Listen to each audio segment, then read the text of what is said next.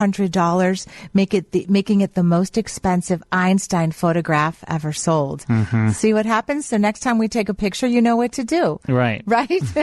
Right. In 1951, Gold opened his first gym in New Orleans. Gold's Gym. Gold's Gym. Wow. 1951, but it was not called Gold's Gym. It was called Ajax Gym. So this didn't work. It was a flop. At that point, apparently, he was not interested in running the gym. He just wanted to open a gym. It closed very shortly thereafter, and then he reopened it. It got scrubbed. It got scrubbed. He reopened it. You know where? Where was the first Gold Gym after Angeles. that? It was in Venice Beach, California, just close. outside of Los Angeles in 1965. And the second time was a charm. Now he claims 2.5 million members. Crazy, worldwide, and some 600 gyms found in 27 countries. Yeah, wow. All starting in 1951. Gold's Gym. Yep. Very good. Thank you, Lisa. Sure, Carl. All right. Our text in line, 312-981-7200. Make sure you text us. We love hearing from you. And thanks for joining us every single weekend here. And we do, I mean, what would we do without our listeners? I mean, there'd be this is not. It would be no fun. It'd be no fun. And you know, I do want to say we are reading your texts, and we so appreciate the kind words and all of the suggestions. I mean, we do this because we love playing these classic radio shows for you, and thanks for tuning us in and listening to the shows. We're here till 3 o'clock in the morning. In this hour now, it's time for the Lives of Harry Lime. Now, this series aired in the UK and in America during the 1951 and 1952 seasons. Orson Welles reprised his role of Harry Lime from the celebrated 1949 film The Third Man by Graham Greene. The radio series served as a prequel to the film and depicts the many misadventures of con artist Harry Lime in a lighter tone than the film, because the film was really kind of noir and very kind of dry and drama-y. This has had some tongue-in-cheek in it. You know, the radio show is a little better as far as making you smile. British radio producer Harry Alan Towers produced this show, created this show for his company Towers of London, and recorded in London's IBC studios. Now, there were 52 episodes produced, but the BBC in the UK only aired 16 of the episodes, but all 52 episodes aired here in America. Now, Welles was credited with writing several of these episodes. One of them, Man of Mystery, was later expanded by Welles and served as the basic plot for his film Mr.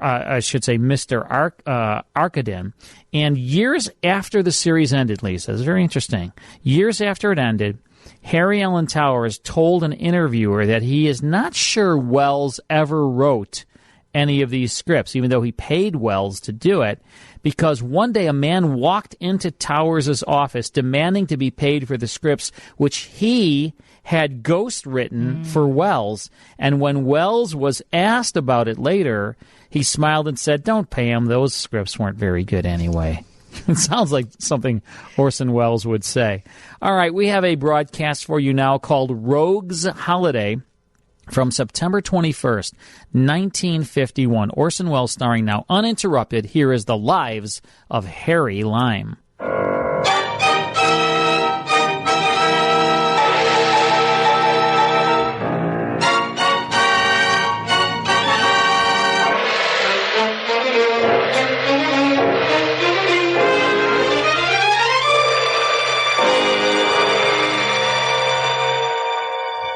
Presenting Orson Welles as the Third Man.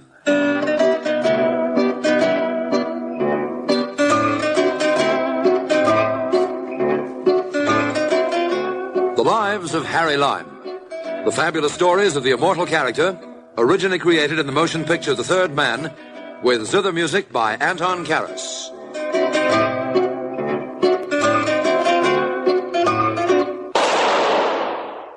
That was the shot that killed Harry Lime. He died in a sewer beneath Vienna. As those of you know who saw the movie The Third Man, yes, that was the end of Harry Lime. But it was not the beginning. No. He had many lives. I can tell you about all of them. How? Because my name is Harry Lime. Did I ever tell you about the time when I outwitted 3 very suspicious Wall Street investors at a net profit to yours truly of 55,000 American dollars? No? Well, I will sometime. Anyway, because of that little caper, I decided that an ocean trip would be good for my nerves and for the nerves of some half-dozen New York detectives. That's how I happened to go on a holiday. A rogue's holiday, if you will.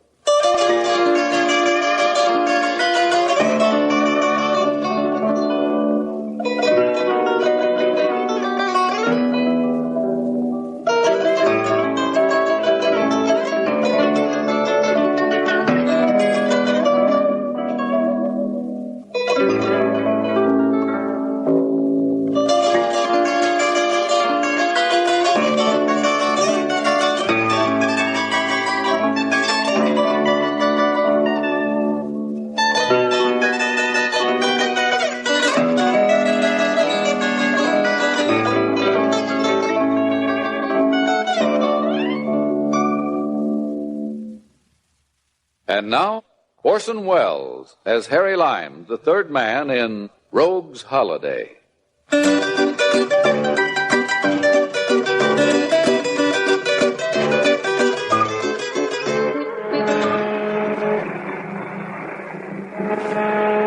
pleasant. A day or so out of New York aboard the Queen Anne, bound for Southampton.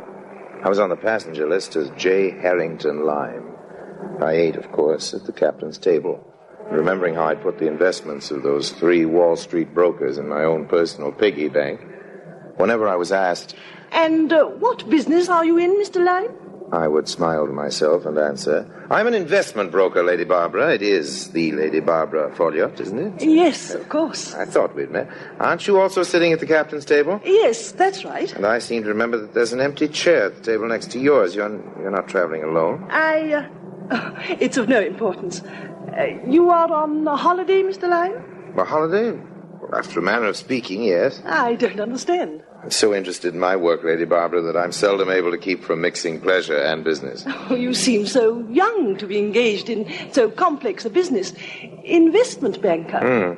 I always thought all bankers were portly men in their 50s. Well, every banker must be able to inspire confidence in his clients, Lady Barbara. The incompetent banker relies on his appearance and his maturity. And you? I rely on my record of success, ma'am.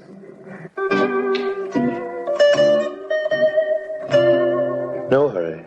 No hurry at all, not while I was on my holiday. Pleasant boat, the Queen Anne, scheduled to take 6 days to Southampton she was. I had plenty of time.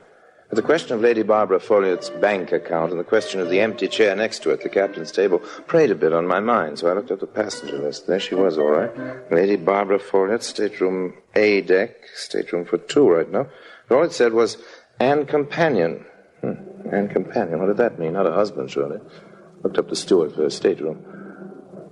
Yes, sir. Steward, you're in charge of the staterooms along this corridor, aren't you? Yes, sir. It's now number 6. I believe that's Lady Barbara Folliot's stateroom, isn't it? I believe yes, so. Now, I was wondering, just idle curiosity, on the passenger list, she's down as traveling with a companion.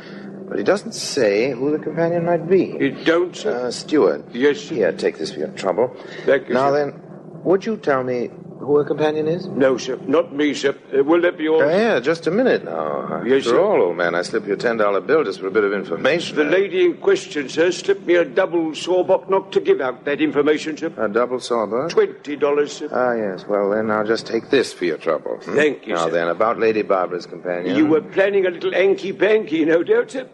Hanky-panky? Worried, were you, sir, lest the companion might be the husband of the lady in question? Yes, something like that, yes. Looking for a little shipboard romance, no doubt, sir. That's it. Now, who's the companion? You've got clear sailing, sir. The companion's not her husband. Matter of fact, sir. Yes? Take my advice and wait till the companion's got her sea legs, sir. A lot cuter, the companion, than Lady Barbara, sir. Huh. Thank you, Stuart. Not at all, sir.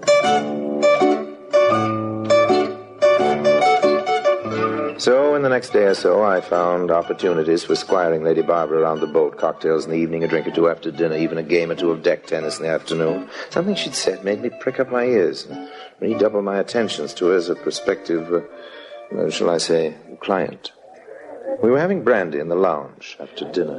The other day, Mr. Lime... Yes? You were saying that what you relied on to inspire your clients with confidence... Was my continuing success, yes, that's right. I must say, you inspire me with confidence. Well, that's half the battle for an investment banker like me. Have you some problem with your own investments? To be frank, yes, I have, Mr. Lime. We must talk of it further tomorrow. Why not now? Thank you, I should like to, but the truth is, I must spend... Your companion. The reason for the empty chair next to you at the table. Yes, She hasn't her sea legs yet, How did you know it was she, not he?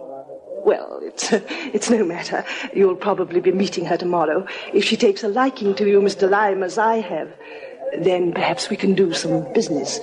That is, if you want to. Any way I can be of service, Lady Barbara.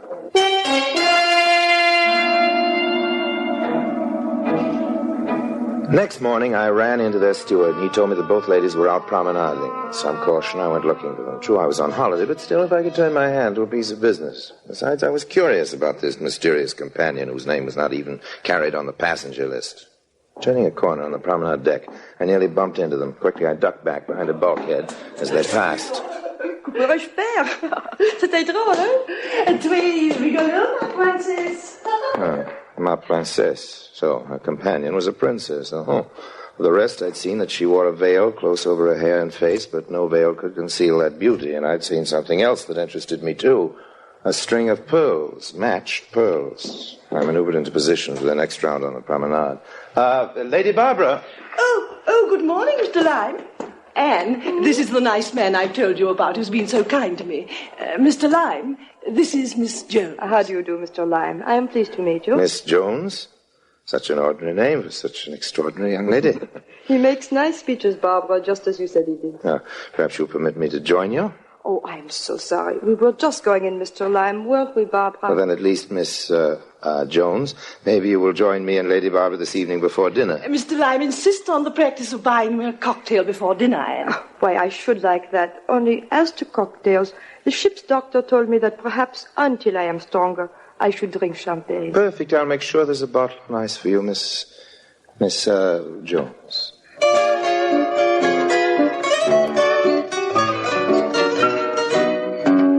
Miss Jones, eh? I was sure that while that name Jones was a phony, the pearls weren't. This was promising to become one of the more profitable holidays I'd spent.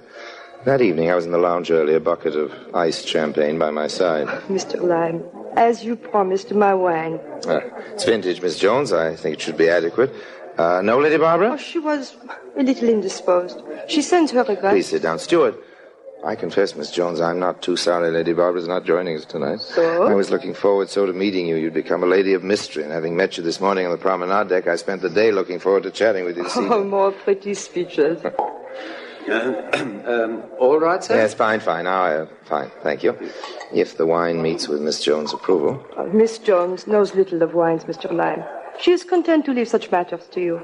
You have won Lady Barbara's confidence, and that means that you have won mine, too. Then a toast to your improved health, Miss Jones. Now, why do you always pause, as if you do not remember my name? Oh, my apologies. Very rude of me. I'm awfully sorry. I accept your... Oh! What is it? Oh, my string of necklace. It broke. Oh, my pearls. Oh, here, look out. Just hold still. You know how many of them there were? Now, don't move. Yes, there were 64. Just so we can make sure none of them have rolled under... Here. Here, here's another. Oh, such a stupid thing. No, I really must apologize. Please, here. Here's another. Steward. No, it is all right. I think that's all of them. Let me see. Quickly, that's 5, 10, 15. Yes, sir. Just hang on a second, will you? The lady's string of pearls broke. It may be that one or two are still missing. First time I have never done such a betise, such a foolish thing. 55 and 5 is 60, and 1, 2, 3, 4. Yes, that is the whole lot of them. Thank you, Stuart. Lucky thing, ma'am. Oh, Mr. Lime, do me a great favor. Anything at all. I say you're sure they're all here. Oh, yes, sure. Take them, will you? You have an envelope, perhaps, or a safe pocket? Take them for me to the little jewelry shop. You know, the one right on the stairs. Oh, sure, I know the shop, but... Maybe it's still open. You can have the man restring them properly on a strong new string. Or would you do that? Well, I'm not sure I like the idea, really, of wandering around the ship with a handful of loose pearls. These look like the real thing. Oh, no, they will be perfectly safe. Now, won't you? Oh, me, such a little favor. If the shop should still be open, please. Leave you? Oh, I shall sit here quite quietly, just thinking how lucky I am.